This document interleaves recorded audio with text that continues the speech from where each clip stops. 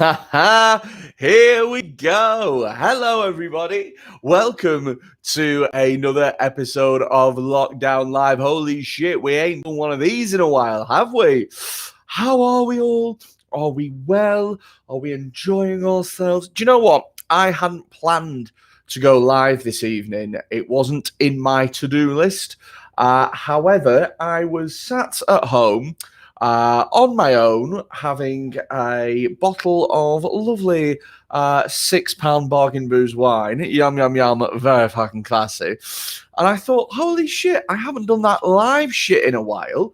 Maybe I could go online, drink wine, chat shit to people, and fingers crossed somebody will donate a super chat to my fucking desperate poor ass. Oh my days. How are we all? Thank you ever so much for watching. What are you doing with your life? If you're watching this and you're in the chat right now, get involved in the chat and say hello. Say hello to me. What are you doing with your day? Are you in tier 1? Are you in tier 2? Who the fuck even knows anymore? Because it's a guessing game at most. I've no idea what tier I'm fucking in. I thought that I was in tier 2. And I've been living my life accordingly. Turns out I'm in tier fucking 3. Never knew. So yeah. It's been a bit of a weird one, to say the very fucking least. I'll tell you what I have been up to at the moment. I'll tell you what I've fucking been up to. I did a show last night. I did a car park driving comedy gig last night at the Trafford Centre, and I filmed it, so don't worry, you get to see some of that. I filmed it, and I have some footage that I have been editing through today, and it is fucking weird. Really weird fucking gig, man.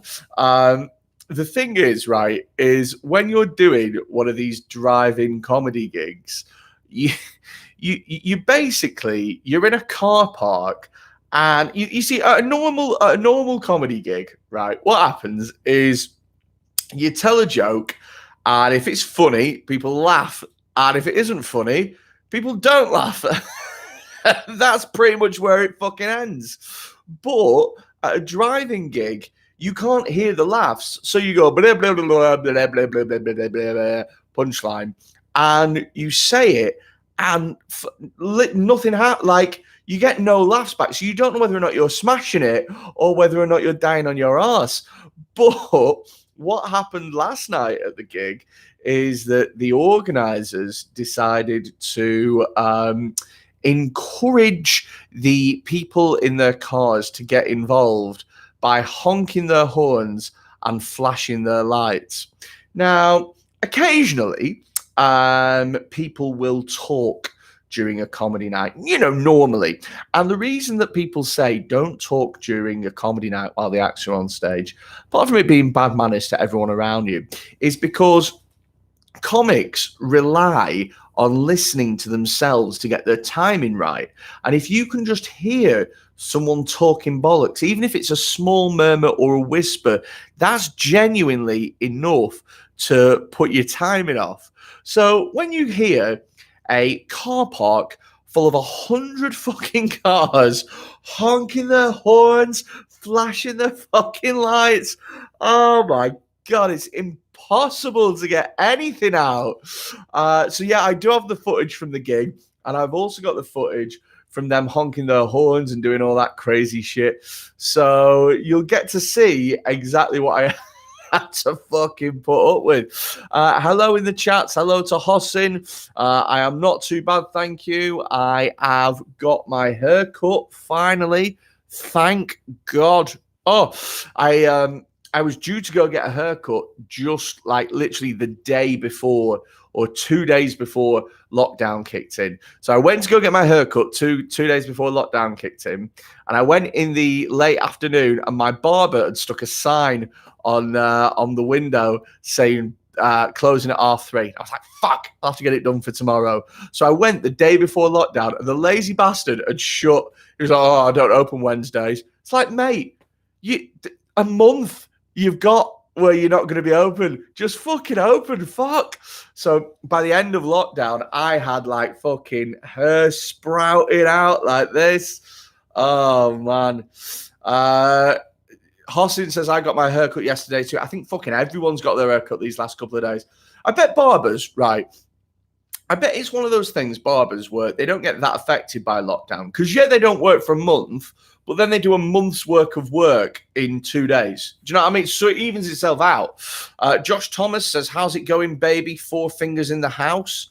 I have literally no idea what that means. I think, to be honest with you, what's happened there, Josh, is that you've mistaken this as an OnlyFans.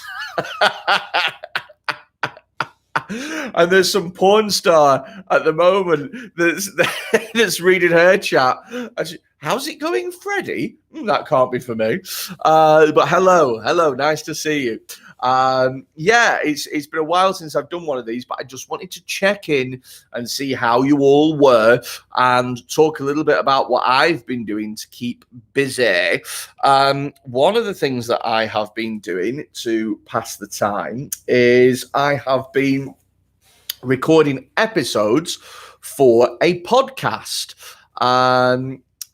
Somebody's put, and hello to OO, who's put, dude, you look like Johnny Sins. Now, I don't know who Johnny Sins is, but I'm fucking going for it. Let's have a look here. Johnny Sins. I'm Googling this. Johnny Sins. American pornographic actor. Holy shit. I don't really look like Johnny. Holy shit, I wish I had his dick. Oh, man. I wish I fucked the women that he did. Oh, my days. Shit, me. Man's got a pipe. I certainly don't have the... I certainly don't have the body of Johnny Sins. I'll give you that much. I have the body of Johnny Sins if he's done one too many sins. You know what I'm saying? Let's see. Seb Thornhill says, couldn't hang your pics in all this time. What? Oh, yeah. Oh, yeah, the pictures. I've been busy. Mate, I'm renting at the moment. This is a rented house. So I just can't be asked hanging the pictures because I can't be asked losing a fucking £800 deposit because some cunty-ass landlord wants to be like, oh, there's a small hole in the wall. I think I'll be charging you £1 million deposit. So I'm just fucking leaving it. Josh Thomas says, Kit Kat, 4 fingers, lol. That doesn't explain anything. That doesn't explain it. If anything, Josh, it's more questions, really. Yaroslav says, what about the camp stand-up thing? And hello to you. Oh, yes. So the comedy camping experience, we're in the very early days at the moment of getting that sorted, right? But what we are doing is I need, basically, I've been talking to the organizer, who is a lovely woman called Elaine, who looks after the essentially looks after the what would you say, the camp, and it's hers, it belongs to her. But the thing is I need to go and check out exactly the camp, basically, before I make any because even though I've seen pictures and stuff like that, it might well be that I get there and it's just not happening.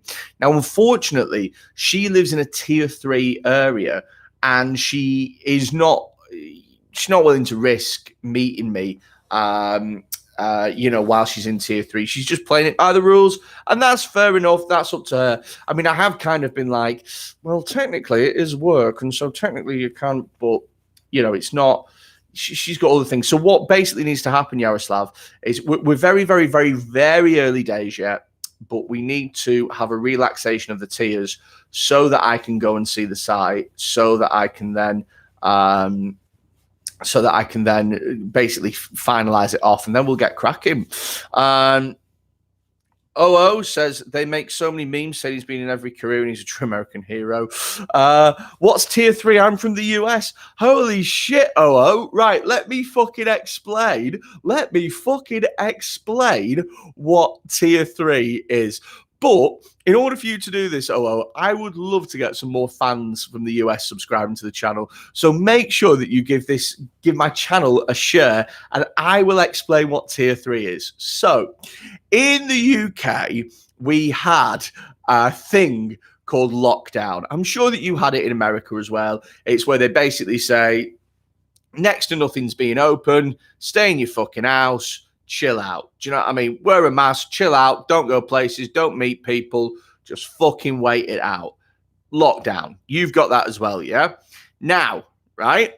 Now, in the UK, we tried lockdown for a little bit, and then we were like, you know what? This seems a little bit too simple for us. What should we do to really over fucking complicate everything? And what we came up with, OO, is every single region in the UK, every fucking tiny little 10-mile patch of land, hundreds and hundreds of them, all have their own tier. Now, in tier 1, more things are open, pubs are open, restaurants are open, bars are open, shops are open, blah, blah, blah. Tier 2 is, like only pubs are open if you can have a substantial meal, and you're only allowed to meet 6 people and all this bollocks. And then tier 3 is like nothing's open apart from some shops, no bars, no restaurants, nothing. So what you can have, OO, and what is the situation all over the country, is that there is an area that is in tier 3, and then 2 miles down the road, there's an area that's in tier 2. And if you own a bar or a restaurant or a pub in tier 3, you can't fucking open. And if you have one in tier 2, you can. And also as well, OO, they keep fucking changing what tier everyone's in. So every 2 weeks, it's like the fucking Hunger Games. Every 2 weeks. Every 2 weeks, what happens is one of our dickhead politicians comes on TV and just reads a load of random fucking areas in the UK, and they go, all right, you're in tier 3 now. Oh, fuck. That's it. It's absolute nonsense. And the thing is as well, is even like most people have no fucking idea what tier that we're in. Most people have no fucking idea. I live in an area that is tier 3. I could drive 5 miles down the road and I would be in tier 2.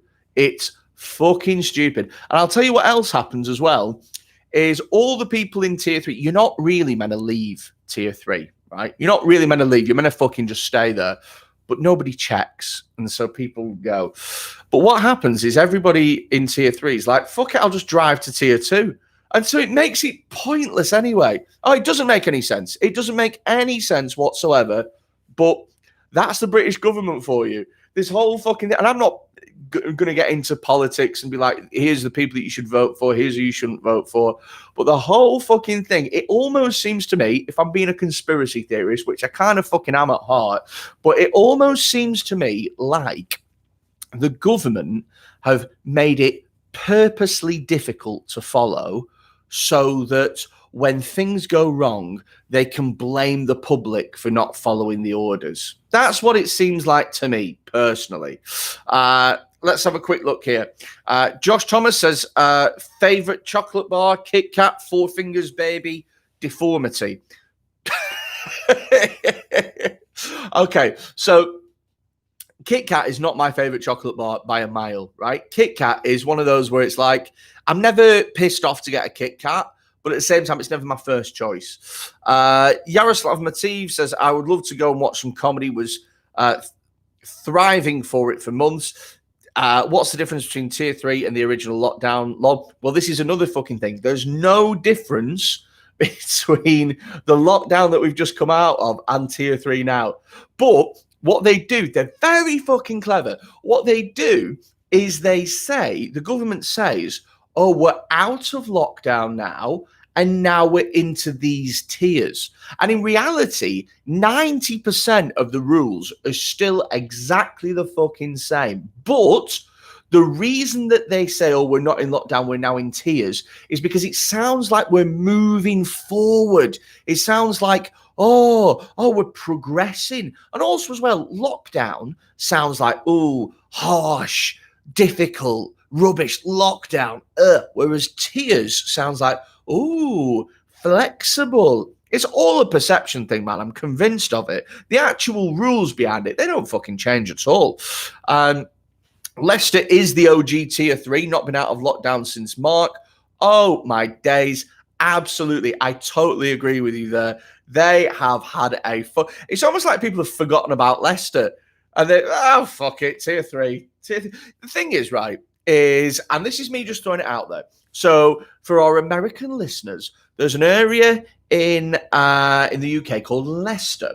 Now, Leicester has been in tier 3, the most severe restrictions since March, and it is now December, and they are still in tier 3. Now, that leads me to believe that if you can spend 9 months in the same tier, then the tier system doesn't fucking work in driving the virus down. Because if it did work, then we wouldn't have a fucking problem, would we? Oh my gosh. One says, yes, the information is deliberately vague. It is, isn't it? Just a sec. It is deliberately vague, right? The reason that it's deliberately vague, like I said, is so that they can blame you. So it's not the government's fault.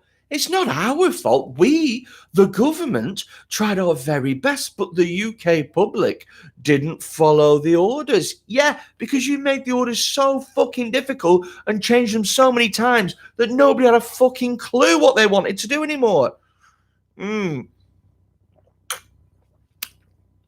Tafiq says, I live in Budapest. Oh my days, Tafiq, I never knew that about you. I fucking love Budapest. What a great fucking city to live in that is. I live in Budapest. They have curfew here from 8 p.m. till 5 a.m. Fuck me. How are the ruin bars, Tafiq? Are they struggling? I love anybody who is around who wants to go somewhere next year, anybody who wants to get your travel burst on, please visit Budapest. It's a fantastic city. I've been there 3 times. It's fucking brilliant. The food is brilliant. The people are brilliant. The weather is brilliant. There's shitloads to do. And oh my fucking days, is it great to go on a night out. Oh my God, Budapest is the shit. Yaroslav Matviv says, nobody checks, so what's the point of the rules? Exactly. Nobody fucking checks. Everyone says, oh, just sort of, oh, just you get on with it. You get on with it. You know, they say things like, oh, yeah, we really need you to make the right decision and things like that. But the fucking politicians, they don't make the right decisions, do they? They don't follow the rules that they set out, the cheeky fucking twonks. Yeah, that's right. And hello to Lena. Hello. 00 says, in the US, they're killing all the small businesses and restaurants by making them close for multiple months and making them pay rent. In Cali, you can't eat indoors or outdoors, only takeout. Oh, that's basically, that's what tier 2 is over here. If you're in tier 2, it's only takeaways in restaurants and pubs and things. Oh, no. Tier 3 is only eating like takeaway and stuff like that. See, even I don't fucking know, and I live here. I'll tell you this as well. You might not know this, but our government gave a grant to all the pubs that relied on wet sales, which is, alcohol sales to keep going. And the grant that they gave the pubs, because December's the busiest time for the hospitality industry, for pubs and things, because everyone gets shit-faced all the fucking time. The grant that they gave was £1,000 for the month. Now, £1,000 for the month. I've got a friend who owns a pub, and he said £1,000 will not even cover his electricity bill whilst he's shut. And yet they think that that's enough money to cut. Mate, honestly, pubs, your average pub can take 3-4 grand over the bar on any given Friday or Saturday in December. So for 1 grand for the month, it's insulting. All the small businesses at the moment, absolutely fucked. Yaroslav says at the end of December in Moscow, restaurants, pubs, at the end of December in Moscow, restaurants, pubs, and everything will be closed from like 9 p.m. till the morning, effectively meaning no money during New Year and holidays. They're doing the same thing in Wales at the moment, I think, as well, aren't they? They're closing from like 6 p.m. They've got no fucking idea, have they? I think what it is they don't want people to get too pissed. So what they're doing is they are saying, right, okay, well, everything has to shut at 9 o'clock or 10 o'clock or 8 o'clock or whatever. So that way they don't want people to get too pissed. But all that's going to happen is that if you tell the great British public, who are, let's be fair, the greatest drinking nation in the world, if you tell them we are closing at 10 p.m., what happens is that they will go out and start drinking at 12 noon. So they get 10 hours worth of drinking in. So rather than going out at 4 or 5 o'clock at night and coming back at 3 in the morning, they're just going to go out earlier. That's also, you're just shifting the problem to slightly earlier on in the day. It's fucking pointless. Tafik says there is no tourists here. Already 5 to 6 months. In the last 1 month, everywhere's closed. Bars and restaurants only takeaway. That's such a shame, Tafik. Like I say, I absolutely love Budapest, and I will be coming back there within the next couple of years once COVID is all over. It's one of my favorite cities in Europe. I've sort of been all over Europe. I've been to nearly every capital city in Europe, and I just fucking love it. I really enjoy traveling around Europe, and I really enjoy how would you say, I really enjoy sort of like discovering new places. Let's see, and Budapest is one of my favorite places. It's fucking great, and they're cheap as well. Let's see here. OO says the governor of California allows his favorite restaurant to stay open so he can eat there with his family. Fucking hell. Imagine getting away with that. Everywhere's got to close except Nando's.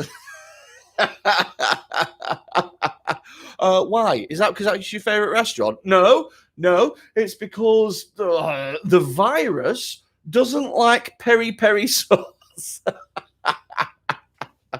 Oh my God. Let's see here. No alcohol, says Lena for Leeds. Oh my God, that's just... What's the point of a fucking pub opening if there's no alcohol? What is the point? Yaroslav says, I saw so many pissed people on the streets in the mornings. Exactly. Ben Snape says, hi, mate, off topic, but do you still live in the Mill? So the place that I used to live, Ben, in the Mill, is flooded. The flat's flooded. So I've moved out to Ormskirk for the time being whilst work on my flat is being done. Hopefully should be moving back there next year if all goes well. If you come to Moscow, says Yaroslav Matveev, give me a message. I absolutely fucking will. I'd love to go to Moscow. I'd love to go to Russia, full stop. But unfortunately, I have heard that Russian visas are quite difficult to come by.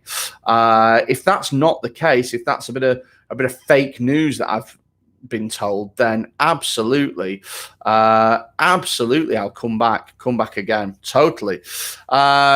Let's see here. Oh gosh, I I'm keeping busy at the moment. I am doing a podcast. I'm doing a podcast called the Fake News Podcast, and it's going to be released within the next few weeks. And it's fucking brilliant. It's right. Here's how good it is. So far, out of 6 guests, 2 of them we've had to stop the podcast because they've been crying laughing so much. Oh mate, it's so fucking funny. Basically, what happens, and it's going to be free, and I will tell you when it's free, don't worry. Basically what happens is we get I give 2 guests news headlines from around the world, and they have to work out whether or not the headlines are real or whether or not they are fake news. For example, an example of the headline might be something like politician named Adolf Hitler wins election in Namibia. Is that real or is that fake? And then the guests have to discuss and decide whether they think it's real or whether or not they think it's fake. Sometimes they agree, sometimes they disagree. They get to ask me loads of questions, and it's just funny to listen to. And the podcasts are usually about 30 to 40 minutes long, something like that. Mate, honestly, when it's out, I will let you know. But it is a stonking podcast, and it's going to be one of those. It's going to be one of those things, right, that you can listen to on the way to work. It's a 30 to 40 minute podcast. It's not like fucking Joe Rogan, where it's 3.5 hours long and you've got to listen to some scientist talk about the universe and you've got to really invest in it. It's easy listening, funny, makes you laugh on the train or in the car. Half an hour, listen to it on your Monday morning commute, brightens your week up a little bit. That's the market that we're going for. And I'm telling you, you're going to love it. And it's totally free content for you, as always. Did you try any from Russia or DPRK? I've not been before, Yaroslav, but if I could get a visa to go to Russia, I would fucking go in a heartbeat. Not now, obviously, but when everything clears up, it would definitely be on my to-do list. I've even got a big fuck-off fur coat I'd fit right in. Let's see. Tafiq says, what do you think about the mental side of lockdowns? During the first wave, I did not take seriously, and it was okay. But right now, I see a lot of people are suffering. Okay. So I have I found the mental side of lockdown quite difficult at times. And that's because for me personally, my job revolves around performing in front of people in venues that are not going to open again for some time. So I found it very difficult for me to basically, I feel like my life's been put on hold. So it has been hard in that respect. But one thing that I have learned is that it depends massively on how you see things yourself and how you frame it. So if you look at lockdown as an imposition on your life, if you look at it as something that's prohibiting you from doing certain things, it will drive you fucking mental, because all you will think about, all you're going to be focused about is how you can't do those things, how lockdown is stopping you from doing the things that you want to do. But if you change your mindset and if you approach lockdown as an opportunity that you've been given to actually have loads of free time to do whatever it is that you want to do, then actually it can be quite fulfilling in a weird sense. So you have to have a bit of discipline about yourself. You have to, if you've always wanted to write that book or learn that instrument or play that second language or learn that second language, now is the time to do it. Now is the time. And if you take it as an opportunity to do those things, then you will find your days are a lot better. So at the moment, I'm writing a book I'm about 30,000 words in. I'm plodding through and I'm setting myself a target of 10,000 words a month. So I'm hoping that by March, I should be around about finished, and then lockdown will be finished as well. And it's really helping me because whenever I have those days where I'm like, there's nothing to do, there's nothing to work towards, everything's shit, I can go, oh, well, I'll chip away at that 10,000 word target that I've set myself. I'll chip away. And by having that target, having that thing to work towards, it means that every day feels like it matters. And for me, that's the main thing. So hopefully, Toffee, that answers your question. The way that I've been dealing with it personally is by trying to use this as an opportunity to make new projects that I wouldn't have otherwise had time for. And by making new projects and kind of holding myself accountable to use my time wisely, it means that my time matters again. And that's the main thing for me mentally. I don't know about anyone else. If I've talked bollocks there, then by all means tell me. But if that makes sense to you, then let me know in the comments. Or if you have any of your own little tips to get over the monotony of lockdown, then please let me know. Let's see here. Lol says Mocie recommendations, MOCIE recommendations. I don't know what that means. Let me Google that in case that's me being stupid. Give us a sec. Mocie recommendations. Give me a minute. Oh, I know what he's meant. He bloody meant movie recommendations, didn't he? Oh, I don't fucking know. Movie recommendations. Okay. Movie recommendations. Ooh, let's see. Right. Okay. So at the moment, I know these aren't movies, but let me start off with these for the beginning. So at the moment, I'm watching The Sopranos. I can't believe that I've never watched The Sopranos before. It's the best television series I've ever watched in my entire fucking life. Somebody Feed Phil on Netflix, I'm a big fan of. I fucking love Ink Master as well on Amazon Prime. Absolutely fucking brilliant. If you haven't seen it yet, lol, The King of Staten Island is a good film. It's got comedians Pete Davidson in, and it's got Bill Burr in, and that is a good film to watch for a couple of hours. It's directed by, what is he fucking called? Judd Apatow, maybe. That's a good film to watch, King of Staten Island. Hunt for the Wilder People is really good. That's on Netflix. What else is dead good? What else is great on Netflix? Do you know what? It's one of those things is I've watched fucking dozens of brilliant films, and then the minute someone says, recommend me a good film, I'm like, There Will Be Blood. If you haven't watched There Will Be Blood, that's fucking brilliant film. This is my son, HW. I'm a family man. I'm an oilman. I'm a family man, and I will give a fair price for your oil field. That's my impression of the main dude, the Daniel Day-Lewis motherfucker. Recently bought a console, and it helps me massively. A PlayStation 5, by any chance? I saw some fucking pricks trying to sell PlayStation 5s for 800 quid. Jesus Christ. Let's see here. What is that you're drinking? It says Phil676. This is some Barefoot Malbec that has come all the way from California. It's fucking from that fucking California governor's favorite restaurant. It's OO's personal reserve. This no, this has come from the bargain booze shop around the corner. Phil676 says, I drink your milkshake, which is weirdly, disgustingly sexual. Recently bought a console. He's bought an Xbox Series S. Do you know what I've bought, Yaroslav? I've bought Football Manager 21. I fucking love the Football Manager series. And that is a great time waster for an hour every once in a while. Tafiq says, I totally agree with you.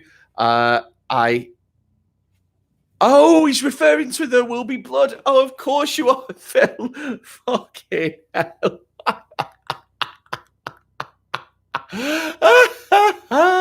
Holy shit. Oh my god! I completely missed me that. Yeah, I totally agree with you. Currently, I also try to focus on my education, and that is my motivation. It helps absolutely, Tafiq, absolutely. Because do you know what I mean? If you can put your time into something productive like that, you're gonna come out a fucking baller, mate. You can, as long as you're doing something. Do you know what I mean? And I think as well, I think because especially you know what fucking men are like as well. Men are so fucking ridiculous. Do you know what I mean? And we're all just like, you know, we keep everything fucking tied up because that's what we're like. And I do the fucking same shit as well. But the thing is you've got to remember, and I'm the fucking worst for this, but you've got to remember that it's totally normal to feel like a dickhead some days. Like it's totally normal just to sort of feel like you're having a bad day, you're having a bad time. That's a normal fucking thing. Right, I'm going to get going now. It has been a pleasure. Please make sure you subscribe to the channel. I've got a fucking great video coming out on Sunday, so you should be able to get that. And I've also videoed the comedy drive-in that I did last night, and that's coming out next week. Adios, take care, look after yourselves, give us a subscribe. See you later, bye-bye.